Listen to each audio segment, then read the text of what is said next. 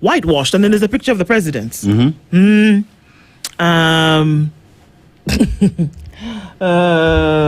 Kimiak, by the way. Yeah, We've been looking for Kimiak for a week. We're not quite sure where he is. But Kimiak, you need to give proof of life. Yeah. Let us know that you're okay. We demand proof of life from Kimiak. We've been demanding all week. So we need to know where you are. In fact, thanks for that sound out one. So apparently, the picture on the front page of the Standard today is His Excellency the President William Ruto.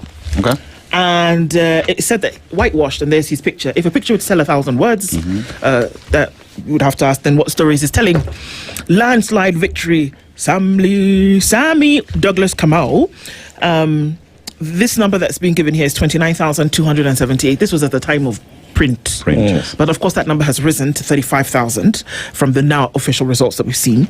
And this was by press time after counting 120 out of 144 stations.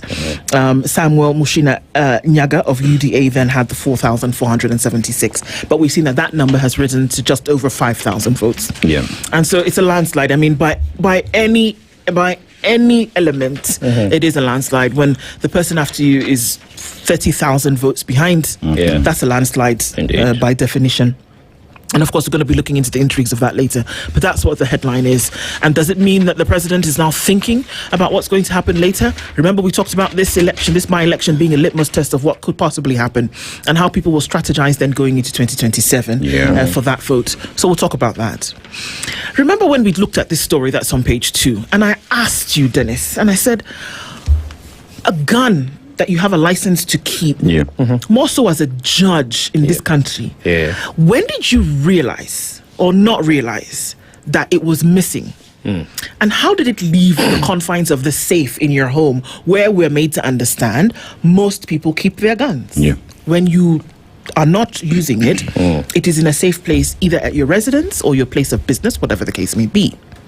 Lingering questions about judge's gun found at the crime scene in Joska.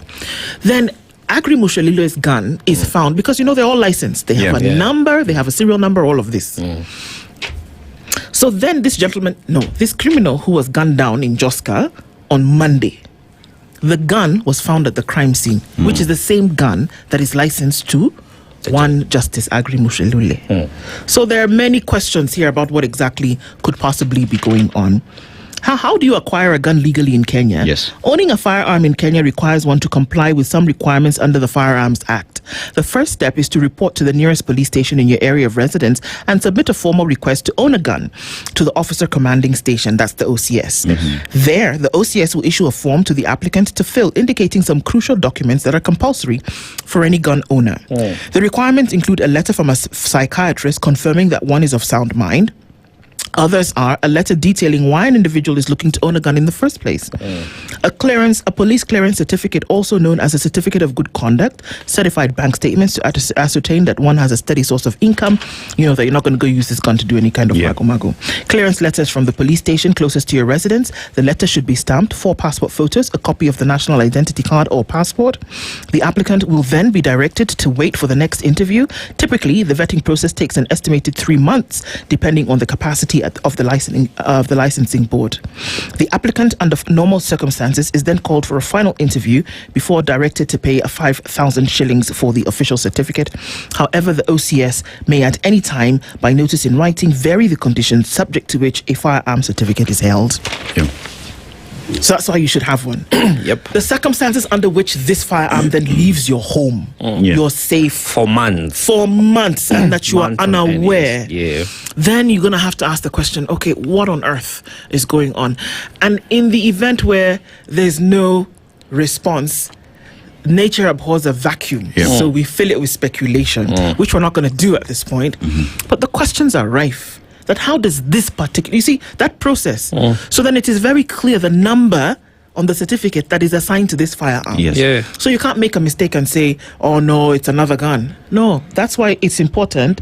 And that's why kudos to Hudson Gumbini and Kemo Ngeno who wrote this story, because you have to put in that information so if we understand that it's not just any flip-flop exercise. Yeah. So that this particular gun is found at a crime scene where this individual was gunned down, you're going to ask questions. And I think as well, another question that should be asked is, because I think the certificate as well has an expiry date where you're supposed to renew. Right. So then if the judge did not know that it was with him, when exactly did his certificate, either is it active, did it expire? He has said it expired last year around October 2025. Yeah. And the last time he checked out from his report, the gun was intact and fully loaded. Yeah. So he meant to renew the license. So he's already in breach of holding a gun with a licensed, with an expired license. Yeah, because at that point then, he had that gun illegally because the certificate had expired. So one also asks another question, what is the responsibility then of everyone who's in charge of licensing these firearms in ensuring that under our database, these has expired, please come renew or return the gun. Return the gun. Yes. And then the other question is that, do the gun owners, and in this case, like the Honorable Judge, do they understand the threat they pose to public security, public safety, when they are not compliant in terms of handling the firearm? Because if the judge was compliant, and of course this is a matter in court and we wait to see how it goes, the crimes that have been committed courtesy of this gun would not have happened. Yeah. So they pose a risk to public safety. And therefore, there is an element of duty. It's called probity, the duty of probity, which they have obligated, and then he should be held accountable. This is something him and any other gun holder should be aware of, that the moment you mishandle your guns or any other, controlled substances as well, you're putting people at risk. Yes. Yeah. That's true.